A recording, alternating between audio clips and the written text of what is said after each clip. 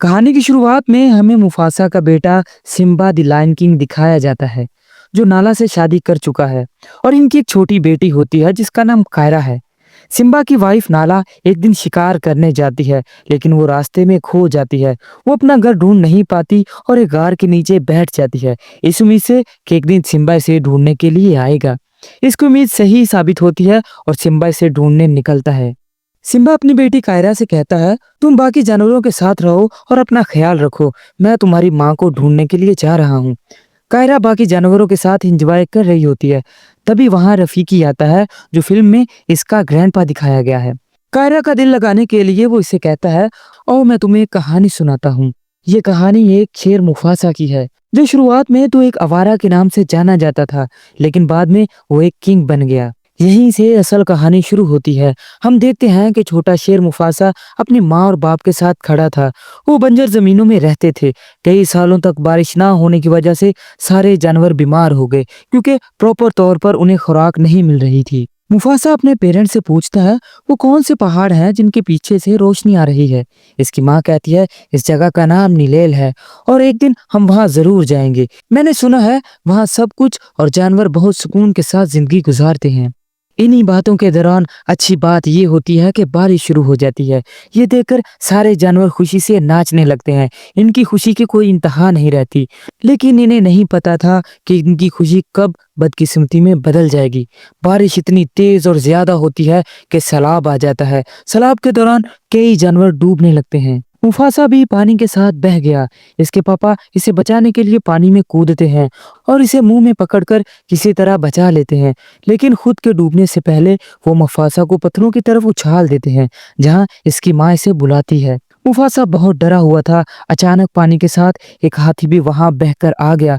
हाथी के टकराने के साथ वो बंध टूट जाता है और मुफासा दोबारा से पानी में बह जाता है। इसकी किस्मत अच्छी थी कि पानी में इसे एक लकड़ी मिल जाती है, जिस पर चढ़कर ये अपनी जान बचा लेता है। वो लकड़ी दूर बहती गई और एक झील के पास पहुंच जाती है, जहां इसकी मुलाकात एक छोटे शेर यानी टाका से होती है। टाका मुफासा को देखकर कहता है, पीछे बड़े बड़े मगरमच्छ हैं। ये सुनकर मुफासा डर जाता है और किनारे की तरफ आता है। टाका इसकी मदद करने के लिए इसके पास जाता है, लेकिन तब तक मगरमच्छ इनके बहुत करीब पहुंच चुके थे। मगरमच्छ अभी ने खाने ही वाले थे कि वक्त पर टाका की माँ वहां पहुंच जाती है और मगरमच्छ को डरा देती है। दोनों की जान बच जाती है। टाका अपनी माँ से कहता है, माँ क्या हम मुफासा को अपने घर ले जा सकते हैं? लेकिन इसकी माँ मना कर देती है, क्योंकि इनके ग्रुप का एक रूल था कि वो किसी आवारा को अपने साथ नहीं रखते थे। मुफासा कहता है, नहीं, मैं आवारा नहीं हूँ। मेरे पापा तो अपने इलाके के किंग हैं, लेकिन सैलाब की वजह से मैं बहता हुआ यहाँ पर आ गया हूँ।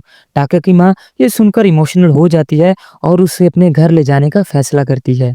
जब टाका की माँ उसे घर ले आती है, तो इस बच्चे को देखकर टाका के बाप को गुस्सा आ जाता है और कहता है कि तुम रूल जानते हो कि हम किसी आवारा को अपने साथ नहीं रख सकते। मुफासा फिर से एक बार कहता है, मैं आवारा नहीं हूँ, बल्कि मैं एक किंग का बेटा हूँ। टाका के बहुत जिद करने पर आखिरकार उसका बाप मान जाता है, ताकि मुफासा इसके साथ रहे। लेकिन वो इससे कहता है, मेरी बात याद रखना, एक दिन ये तुम्हारा सब कुछ तुमसे छीन लेगा। अब वक्त तेजी से गुजर गया और दोनों एक दूसरे का भाइयों की तरह ख्याल रखते हैं। एक दिन शिकार करने के लिए ये दोनों भाई निकलते हैं, लेकिन ये नहीं जानते थे कि आज इन पर कैसी मुसीबत आने वाली है। वो मुसीबत कुछ और नहीं बल्कि सफेद शेर थे, जो इनसे कई गुना ज्यादा ताकतवर थे। टाका तो इन शेरों को देखकर पीछे हट जाता है, लेकिन शेर बहादुर था। वो इनसे लड़ने के लिए तैयार हो जाता है। दो सफेद शेर इन पर हमला करते हैं, लेकिन शेर अकेला इनको संभालता है और उनके साथ अच्छी फाइट करता है। इनमें से एक व्हाइट शेर को तो वो मार देता है और दूसरा शेर जब उसने देखा कि उसका साथी मर चुका है, वो अपनी जान बचाने के लिए यहाँ से भाग जाता है। मुफासा और टाका के साथ इनकी माँ भी शिकार में इनके साथ थी। इसके बाद जब वो वापस अपने कबीले में आते हैं, तो टाका के बाप को कहते हैं कि आज हमारी जान मुफासा की वजह से बची है, क्योंकि वो अकेला ही सफेद शेरों के साथ लड़ा और उनमें से एक को मार भी दिया। ये सुनकर टाका का बाप हैरान होता है कि इसने कैसे इतने खतरनाक शेरों को मार दिया, जो हमसे कई गुना ज्यादा ताकतवर हैं। ये पहली बार था जब किंग ने मुफासा की तारीफ की और कहा, मैं हमेशा तुम्हारा शुक्रगुजार रहूंगा कि तुम्हारी वजह से मेरी वाइफ की जान बची। अभी ये बात खत्म ही हुई थी कि मुफासा ने कहा, मुझे हवाओं से महसूस हो रहा है कि वो शेर हमसे बदला लेने के लिए आ रहे हैं। अगर हम चाहें तो एक मैसेंजर को भेजकर इनकी खबर ले सकते हैं। किंग के हुक्म पर जब एक मैसेंजर को व्हाइट लायन के ग्रुप में भेजा गया तो इसने देखा कि जैसे मुफासा ने मारा था वो किंग का बेटा था और अब किंग के अंदर बदले की आग भड़क चुकी थी। वो मुफासा को तो बाद में मारता जब इसे पता चला कि दूसरे शेर ने इसके बेटे को वहां अकेला मरने के लिए छोड़ दिया, तो इसने उस शेर को मार दिया। इस तरह मुफासा के ग्रुप के शेर को पता चल चुका था कि ये कितने जालिम और ताकतवर हैं और अब ये लोग बदला लेने के लिए लाजमी वापस आएंगे। अब मुफासा के ग्रुप का मैसेंजर वापस आया और इसने किंग को बताया कि वो शेर बहुत ही जालिम और ताकतवर है, हम इनका मुकाबला नहीं कर पाएंगे।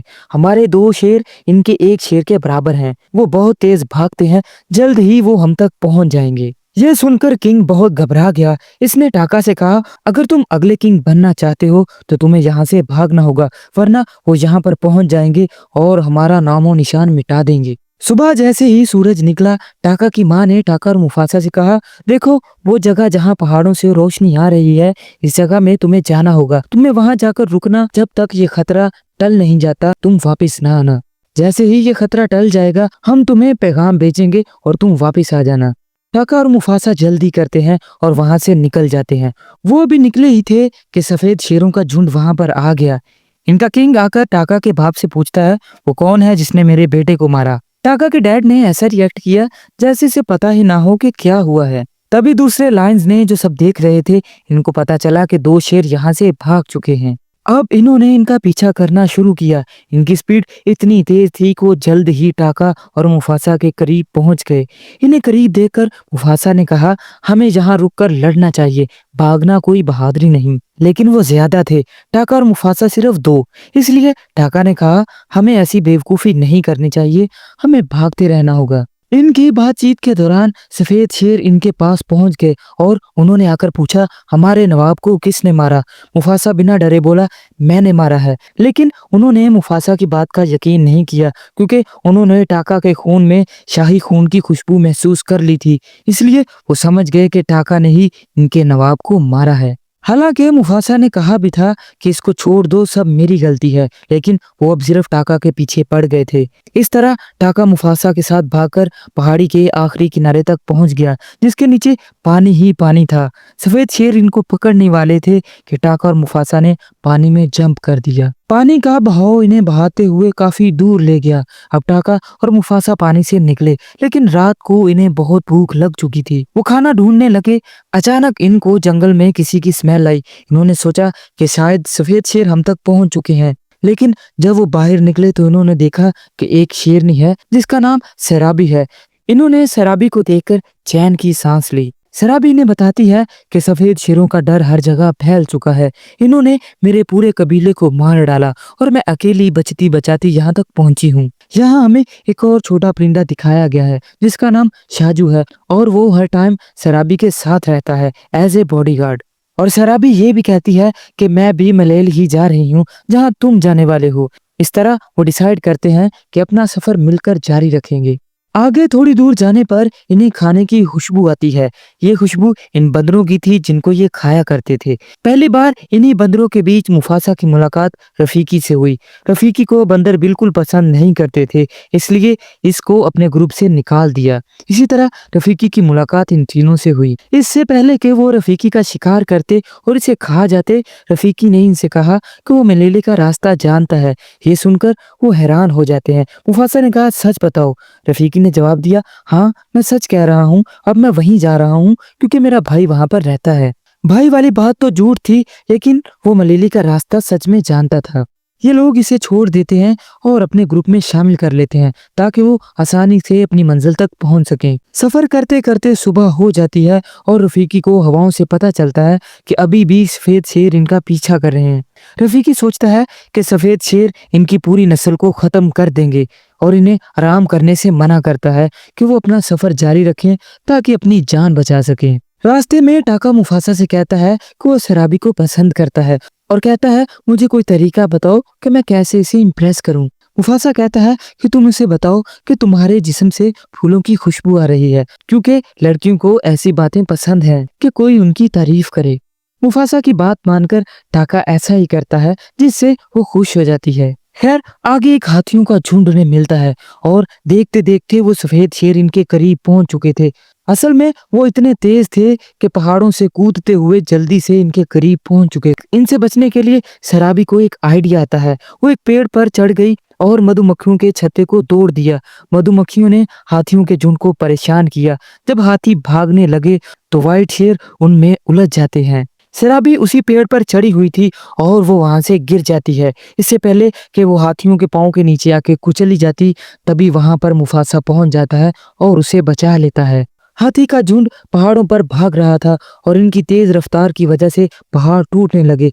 रास्ता बंद हो गया और व्हाइट शेर इनके करीब ना आए। सफेद शेरों से इनकी जान तो बच गई थी, लेकिन शराबी बेहोश हो जाती है।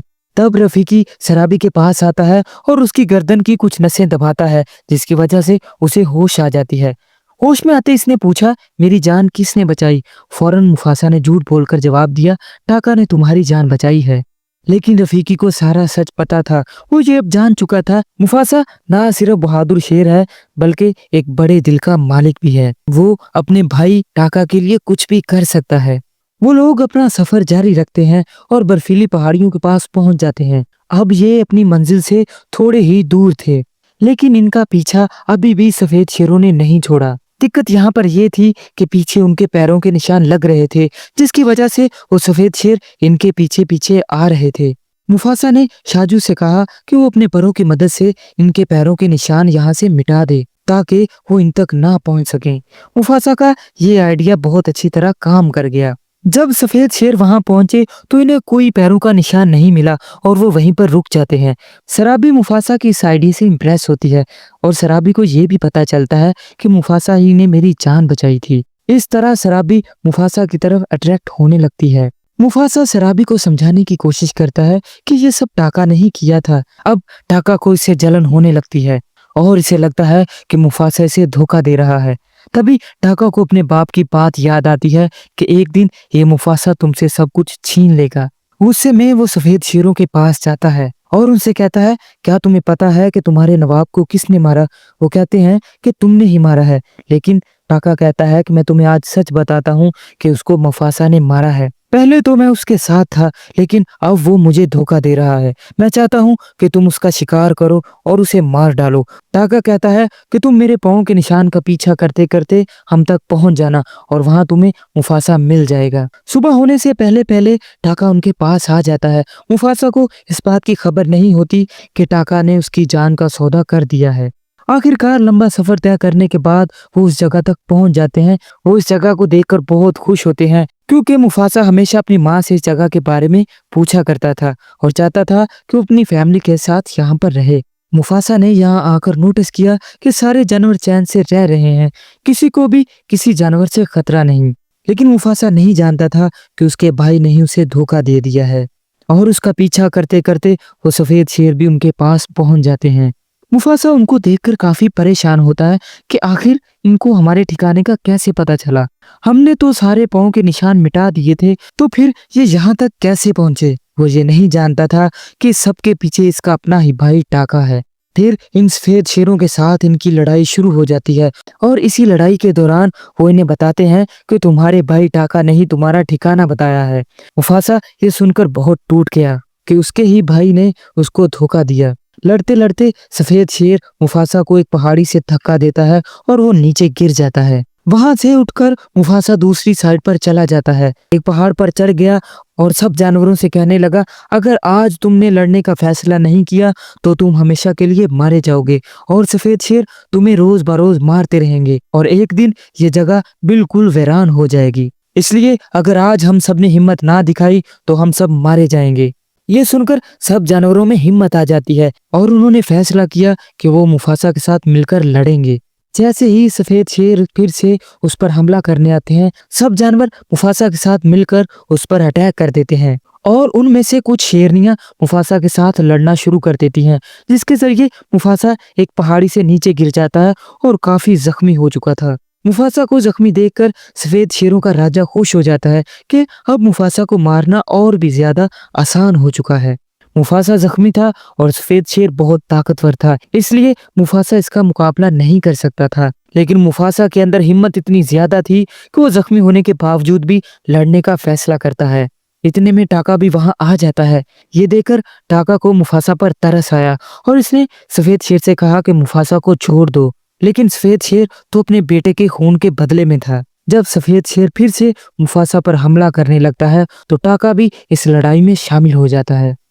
अब मुफासा और टाका मिलकर इसका मुकाबला करते हैं। इनकी लड़ाई के दौरान एक बड़ा भूचाल आता है और पहाड़ टूटना शुरू हो जाते हैं। टाका, मुफासा और वो व्हाइट शेर तीनों लड़ते लड़ते पानी में गिर जाते हैं। एक बड़ा पत्थर सफेद शेर के ऊपर गिर जाता है, जिसकी वजह से वो पानी के नीचे दबकर मर जाता है। मुफासा और टाका ने बहादुरी के साथ मिलकर मुकाबला किया और सफेद शेर को हरा दिया। ये देखकर सब सफेद शेर वहां से भाग गए। ये देखकर सब जानवर खुश हो जाते हैं और मुफासा को अपना राजा मान लेते हैं। हर तरफ सिर्फ मुफासा के ही नारे लग रहे थे।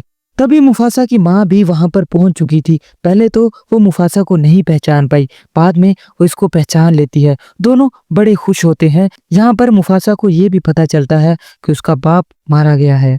अपनी माँ से मिलने के बाद टाका मुफासा के पास आता है। जब टाका मुफासा से माफी मांगता है तो सब जानवरों ने चिल्लाना शुरू कर दिया कि इसे माफ मत करो, ये गद्दार है, इसी ने सफेद शेरों को हमारा ठिकाना बताया। लेकिन मुफासा बड़े दिल का शेर था। उसने सबको चुप करवाया और कहा, ये मेरा भाई है और हमेशा मेरे साथ ही रहेगा। मुफासा के इतने बड़े दिल को देखकर टाका और भी शर्मिंदा हो जाता है। इसने मुफासा से कहा, मुझे दोबारा याद मत करना, और वो वहां से चला जाता है। यहाँ मुफासा की कहानी खत्म होती है। ये कहानी रफीकी कायरा को सुना रहा था। जब कहानी खत्म होती है तो हम देखते हैं कि कायरा का बाप यानी सिम्बा इसकी माँ को लेकर वहां पहुंच चुका था और सभी फिर से खुशी के साथ रहना शुरू कर देते हैं। इसी के साथ ये कहानी यहीं पर खत्म होती है। हो सके तो आप वीडियो को लाइक कर सकते हैं।